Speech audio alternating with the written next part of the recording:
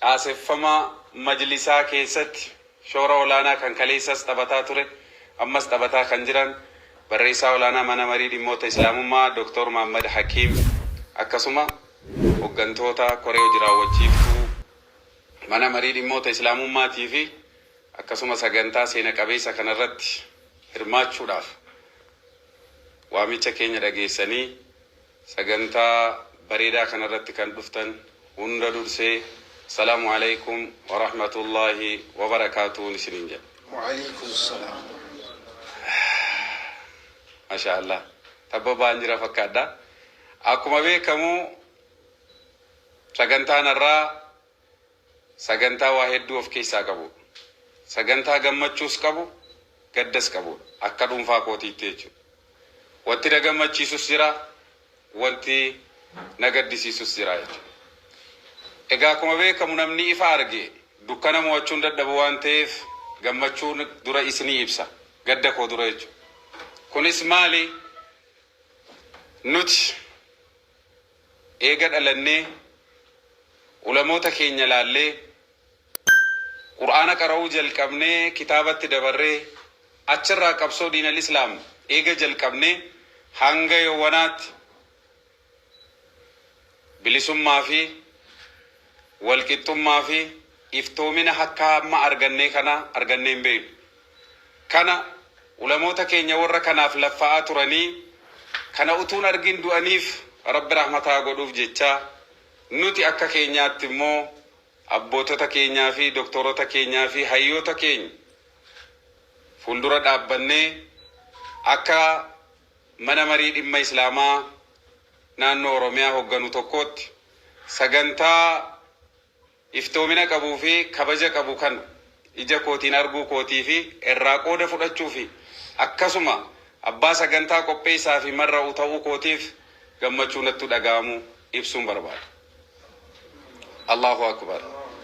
Akkasuma ammas hunda caalaa abbaa keenya sheeka keenya doktora Sheek Haji Ibrahim Tufa haqiqaa dubbachuuf kaadima isaanii ta'ee har'a ammaraari isaaniitiin kallattii isaanirraa fudhadhee hojjechuu qofa utuu hin taane itti dhiyaadhee deemuufu nama kanaan dura sodaataa fi jaallataa fuulleetti hawaa ture har'a garuu caasaa isaan hooggananu keessatti taa'ee hawaasa kan koo hawaasa bal'aa ummata guddaa saba guddaa qabsoo fi gidiraa afaaniitii fi amantaa dabarse kana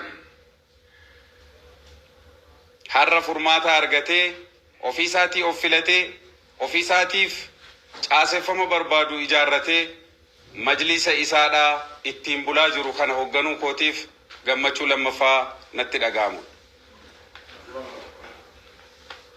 Kana malees gammachuun ni'imaan rabbi nutti oole danu wa in ta'uddu ni'mata Allahi laa tuhsuha.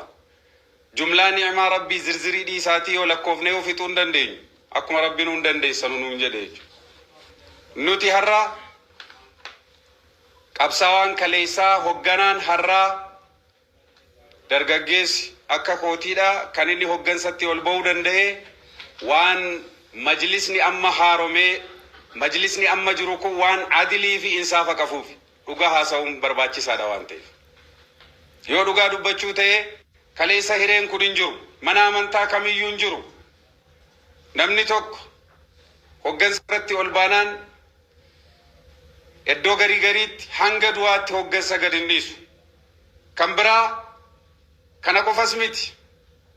Akka biyya keenyaatti pirezidaantii miti koree tokko diiguufu hiriiratu itti ba'ama yookaan masjida keessatti yookaan karaa irratti. Amma garuu hiriiraa miti akkuma beekamu jaalalaa fi ulfinaan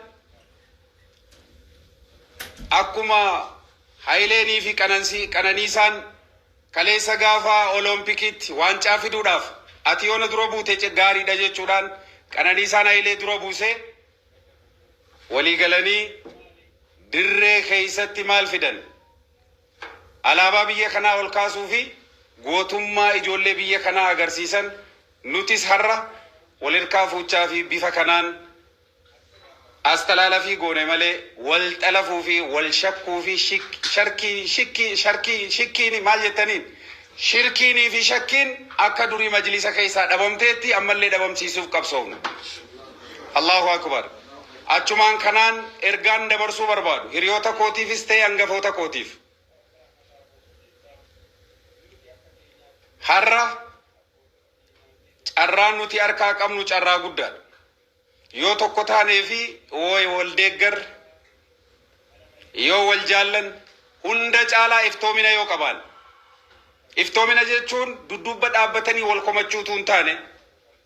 Iftoomina jechuun waan wallaalan shakkiidhaan haasa'uutu hin taane. Iftoomina jechuun utuu namni isin shakkitanu lubbuun jiru waan shakkiidhaan miidiyaa irratti haasa'amu dhabamsiisu. Namni isin shakkitanu fookaan mormitan yoo jiraatu hammanni lubbuudhaan duniyaa irratti jirutti yoo dudduubba dhaabbattanii komattan rabbi isin hin dhiisu. Kanaaf maaltu nurraa eegama? Itti dhiyaannee maaltu jira, maal isin gargaarraa, maal hojjenna jechuudhaan iftoomina uumnee akka sochoonu ergaan isinii dhaama. Qabsoon majlisa qabsoo akka qallitti dhufee miti. Nama kumaatamaan lakka'amu umurii keenya keessatti guyyaa jumaa tokko namni 200 ol dimtsaachiin ni samaayaale asfaaltii laay qartoo nabbara. Wallah waggaa 22 ol kabajamoo pirezidaantii mana marii dhimma islaamaa Itoophiyaa har'aa warra gaafa sana koree fala barbaaddu wajjiniin hidhamanii. Ittaanaan pirezidaantii mana marii dhimmoota islaamummaa har'aa warra yeroo sana jarra akka Sheek Xaahir gidiraa argaa turanidha. Kanaaf hiree amma arganne kana hiree xabaanitti dabarsinuu miti. Hiree halkaniif guyyaa yoo itti fayyadamne yoo fayyadamuchuu baanne garuu duniyaa irrattis akhiraattis itti gaabbinu waan ta'eef wal diiguu caalaa wal ijaaruudhaan wal shakkuu caalaa wal hubachuudhaan wal tuqqeessuu caalaa wal kabajuudhaan hiree amma arganne kana hawaasa keenya xiqqoo ifa arge kana ifa guddaatti akka baafu warra biyya keessa jiruuf warra biyya alaatiif ergaa dabarsuun barbaada. Haasaasin ittiin dheeressu nuti akka mana marii dhimma islaamaa naannoo Oromiyaattis ta'ee caasaan majlisaa hanga gandaatti jiru hundi wanni nuti irratti hojjennu ni jalqabaa bu'uura Rasuulli alayhi salaatu wassalaam irratti ergaman sana hojjenna. Kunis yaa ayyuhal muddathir qom fa'anzir. Rabbi tokkichoomsuu fi hawaasa tokkoomsuu irratti hojjenna jalqaba. Hawaasni rabbiin tokkichoomsee ikhlaasaan ol ka'e kaleessa sin cabne har'a sin cabu bori sin cabu. Hawaasni tokkummaa qabu diinni hin cabsu ofiifis hin cabu. Kanaaf hamma nuti toohida irra jirrutti hamma nuti shirkiitti duullutti amaanatullaahi alaykum akka nu bira dhaabbattan waan beeytanuun humna qabdanuun qabeenya qabdanuun yaada qabdanuun nutti hin dhiisina. Nu gorfadhaa nutti dhiyaadhaati. Nutis gorsa keessan dhaga'uuf gurri keenya lamaan banaadha. Waan dhageenye hundammoo naasofnu afaan keenya tokko tafaxiroo fi uumamarraan dabarru haqiqatan waan isin as nu kaa'attaniif sirriitti waan beeknuuf kun ergaa fi gammachuu an qabudha. Gaddi an qabu garuu ani kan bakka kana na fide Sheekh Jamaal Muusaa Jilooti. Sheekh Jamaal Muusaa Jiloo pirezidaantii mana marii dhimmoota islaamummaa duraanii gaafa miseensa koree jiraawwachiiftuu ta'ee kaadhimamu namni dura dawwalee natti hime isaanii fi Sheekh Jamaal Aliyyiiti. Namni xalayaa naa ergee isaan waggaa tokko wajjiniin turreerra garuu waan narraa eegamu isaan gargaaree hojjechuu dhabuu kootiif yookaan wanni natti aaran natti dallananillee yoo jiraate fuuldura keessanitti dhiifama isaan gaafachuun barbaada. Gadda kana keessaa ba'uun barbaada. Allahu akbar. Inni lammataa isaanii wajjiniin utuu hojjennee na gammachiisa.